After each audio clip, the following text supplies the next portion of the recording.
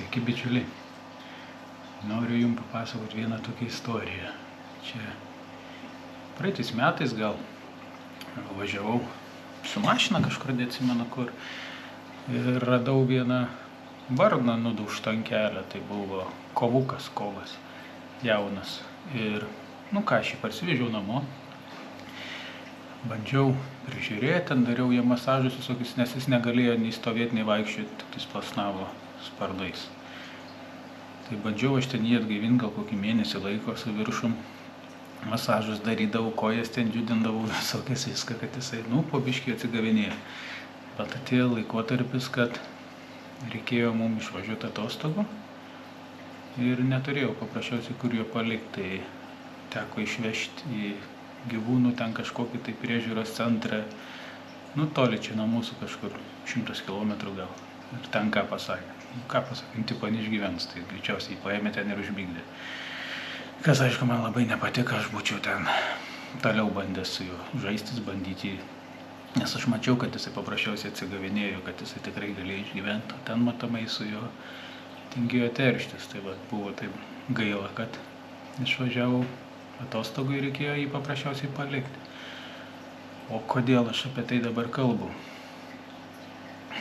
Prikolas tame, kad šiandien grįžtu namo ir žiūriu pas manęs kieme kovukas. Vėl toks pat kovukas, bėgioja, bet skrist negali. Jaunas, matomai, štormai, kai buvo visi, bus iškritęs kažkur iš kažkokio lizdo. Ir aš ir taip žiūrėjau pro langą, kad nenorėjau jo nei imti, nei liesti nieko, sakau, gal atskris jo tėvai kažką bandys daryti. Bet ką mačiau per porą valandų stebėjimo, tai tik tais, kad kitos varnos atskrenda tokios karūnuotai varna, tas jos tokios labiau plėšrios ir bando jį užmušti, uždaužyti. Ir kaip jūs galvojat, pagaila man to kovuko.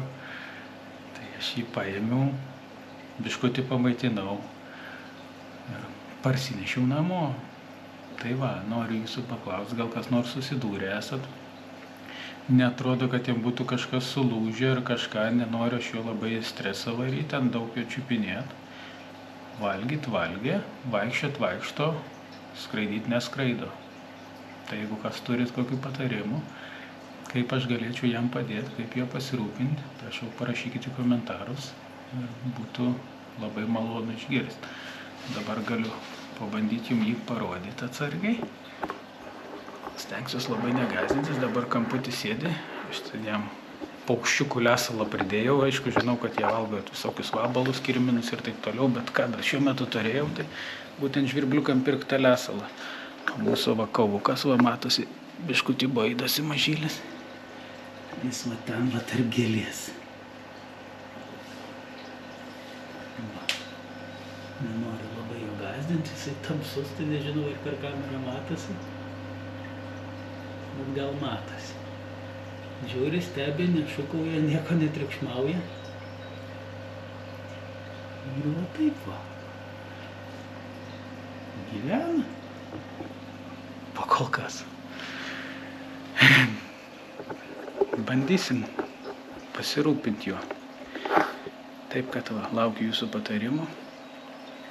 Parašykit, paspauskit laiką, pasidalinkit su draugais, gal pažįstat kažko Lietuvoje žmonių, kurie būtent užsiema tokiais gyvūnais ir galėtų patarti, ką man daryti. Ačiū jums ir susitiksim už 2 dienų. Pasakysiu, kaip man sekas.